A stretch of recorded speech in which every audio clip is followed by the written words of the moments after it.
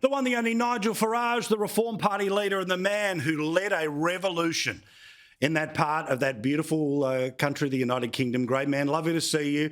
Congratulations. This is phenomenal. I mean, up and down the hill. What was it? 667 councillors. How many mayoralties? You won everywhere, mate. Congratulations. Yeah, huge result. I mean, I have to say, as I was touring the country in the last month and meeting our batches of candidates, and they were saying, we're going to win, Nigel. And I'd get back in the car and talk to my press officer and say, I think they're all a bit deluded. I think they've all got a bit overexcited. Well, they were right. They were right. I grossly underestimated what we did. I mean, we topped the poll by a mile. We won the most seats by a mile. We got another member of parliament elected. And importantly for us, particularly given your previous discussions about Dutton, we've now got two very, very prominent female members. You know, one is a mayor of Greater Lincolnshire, the other is Sarah Pochin, who I'm going to walk up the House of Commons today for her swearing in a couple of hours' time. And we've also got like a mayor who was elected, who's a 37-year-old gold medal winner in the Olympics. So we've got youth, we've got women, and the whole look of the party has changed. Not because of positive discrimination, which I disagree with completely. That's how it's grown. That's how it's evolved. And amazingly, my popularity since last Thursday is up by 5 points. So all I need to do, Paul, is to be photographed with a pint in as many pubs as possible over the next 4 years, and we should be home and dry. The good thing is you've been practicing it for a few years before you're going to put this strategy into effect, and I think you'll be able to hit as many of them as possible, and there'll be plenty of people willing to buy them for you. Now that you're in a position where, explain to Australians the role of a council in the UK. Is it similar to things like the United States, where it has a greater connection to employing police, or it has a greater role in government? Because obviously there's not state government, there's federal government, and then there's these councils. What does control of a council give you? Well, they look after social care, adult social care, which with an ageing population is, of course, a very, very big issue. They look after kids with special educational needs. They look after the roads, and let me tell you, our roads are full of potholes absolutely everywhere. They look after the rubbish collection. They oversee policing, law and order. Actually, you know, your county council probably has a greater effect on your daily life than whichever Muppet is sitting in number 10 Downing Street.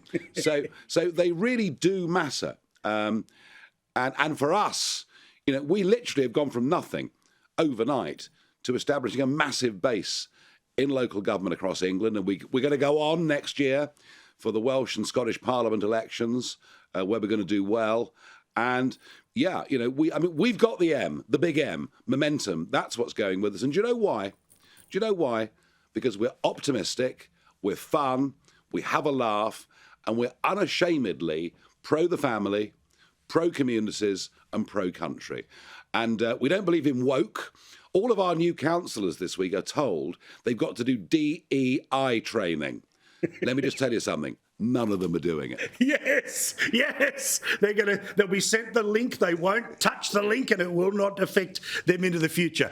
The happy warrior stuff. I mean, we've talked about this at the national level, but when it's not just the happy warrior in you, the party leader, have you been able to find candidates who are happy warriors? And again, as Australia's Conservatives are sitting and licking their wounds and all the rest of it, let's talk about why you've got to be a happy warrior. Not a fake one, a fair income one who wants to light up a room when they walk into it.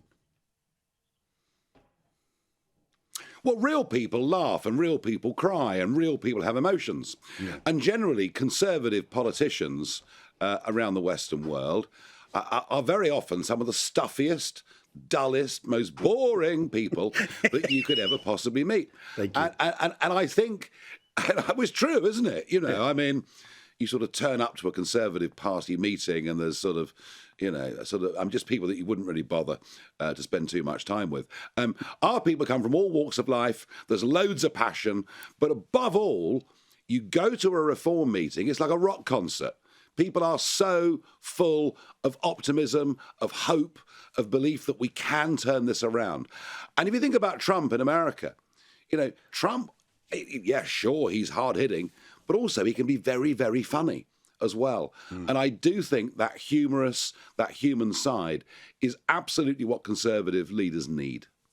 So then as we talk about, again, the Westminster of things, the fact that you will march a new MP in there after the by-election, seeing where we were in a conversation a year, 2 years ago versus where it is now, what does it say to you that in a system that's first past the post, that's very difficult, all of the reasons we've talked about before, that it's hard to get somebody up, that you're getting them up and you keep getting them up?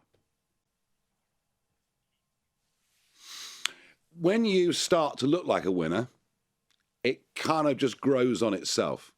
As we've now proved that we can win nearly 700 council seats, another MP, all under first past the post, when people start to believe it, then my slogan, vote reform, get reform, if people really believe that, then I tell you something, we can, and I mean this, go on and win the next general election. And that is what I am absolutely committed to doing. I cannot bear to see this country going downhill in the way that it is. Someone has got to stand up, plant that flag, and I am confident that the silent majority of people in our country hate all this woke left-wing nonsense. They believe in proper values. And I'm going to commit myself for the next 4 years to doing this.